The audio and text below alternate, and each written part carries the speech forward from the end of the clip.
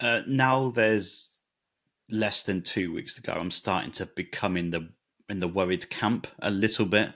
I think uh, Mm-hmm. I've been very much of the opinion of let it go. We've got a good squad, which I still think we do have. We've got a good base of a squad, and if people get back up to speed quickly, then we'll be all right with what we've got. But attacking wise, it isn't there yet, as it is. No, it's clear where we need to improve. And the closer and closer it gets to the season, you think, are we going to have to wait right until the end of August to get the right players in and get the squad together, get them all gelling, get the fit players, unfit players back, or the players that need time back? That's what I'm starting to worry about now, because we all know one of the games in August we have to attack with everything we've got, and it just I'm starting to get a little bit worried, but at the same time I do trust in the process and understand what the process is with where we're at. The Cobblers are at a position now where we are fighting against teams not just in our league but in the league below. The realism of it is we've probably missed out on targets that have gone to Wrexham, that have gone to Notts County, that have gone to Stockport, that have gone to other teams in not just League Two, probably the Conference, the National League as well. That's just the way football is at the minute, and to compete with them as well as competing with teams in the same league as you is difficult, and it must be tough to sit there and sort of get rejections from players or get players that want to go somewhere else. So I completely get the situation, and but at the same time, I do sort of trust in John Brady and the recruitment team that they're looking at the right type of people, and that there are the right type of people around. If it's not your first target, fine. Of course, we're going to miss targets. Of course, we would have done. We'll always would have missed targets. But the profile and the type of character that have come in since they've taken over, it's been well thought out. It's been, it's young, hungry players like Will Hundermount coming in, and out of nowhere, Harvey Lintott plucked from the depths of Gillingham, being released by Gillingham and improved. But no one would have known who these players are before last season.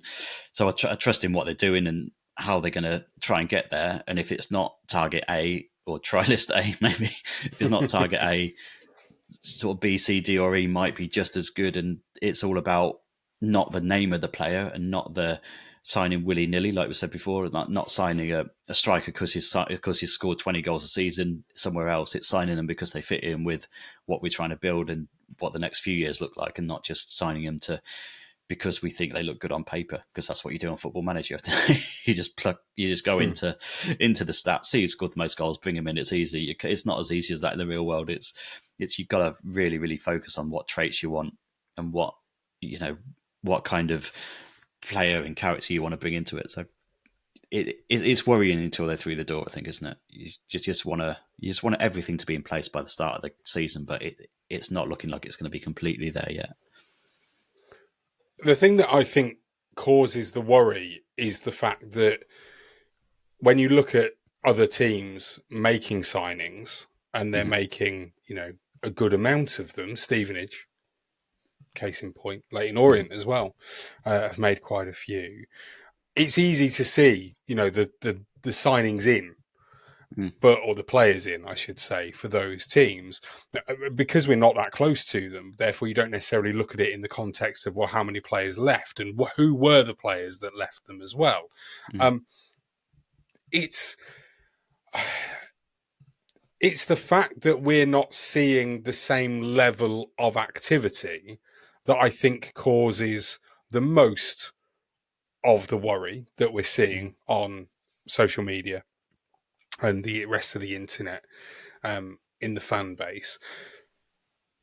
That's not to say that it's not warranted, I don't think, because I think it is quite clear that we are bottom heavy, shall we say. We're still lacking in the attacking department.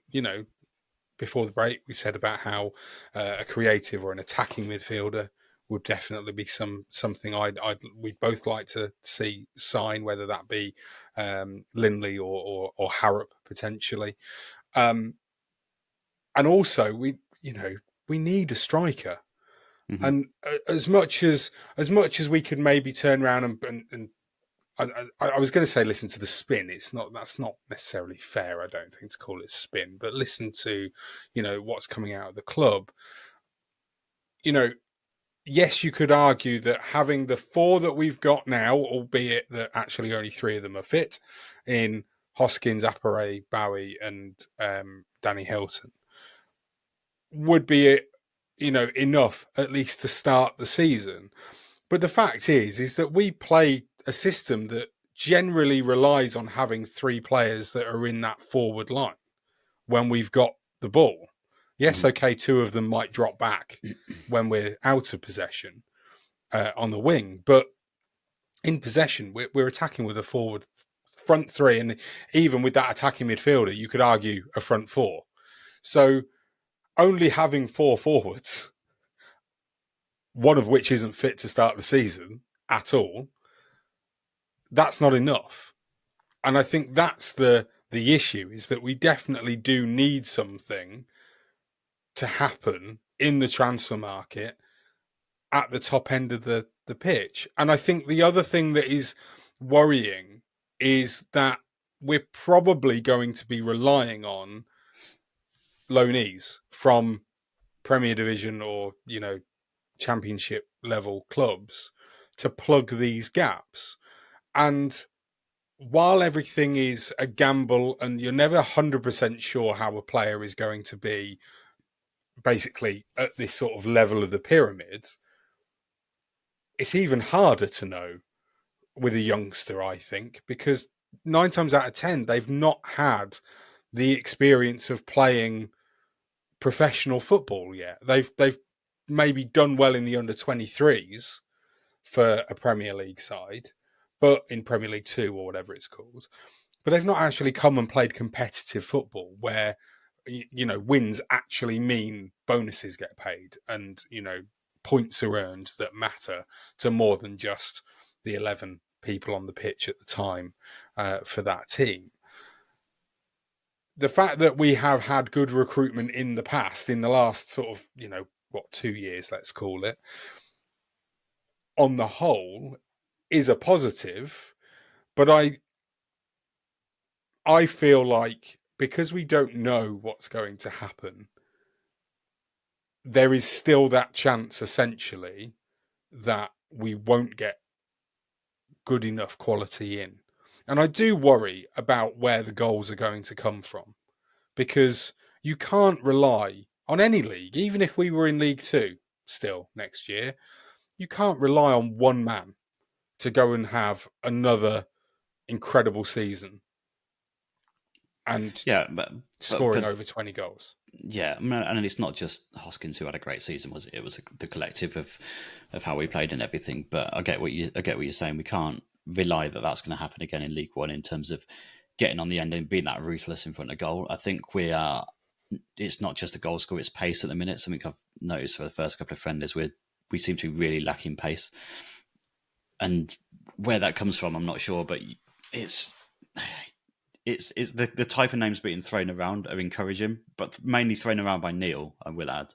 So we can't be 100% sure as to what. Let me just say, you cannot trust anything that Neil puts on Twitter. Okay, if you have been one of those people that have been fooled into believing that Gooch was coming, then more fool you. Okay, more fool you. Don't listen to Neil. But you mentioned sort of players coming in untested. The prime example of someone you would want to bring on is Kazim Alagby, isn't it?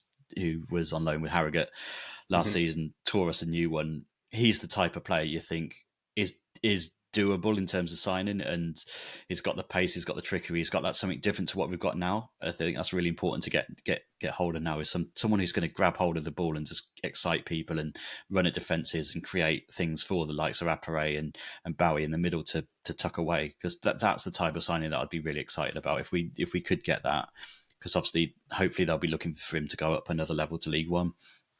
Obviously, Tyrese Simpson is always in there, Charles, as you know, as one of my favourites to get him in. Apparently, yeah. He will be here at some point during his career, I'm sure.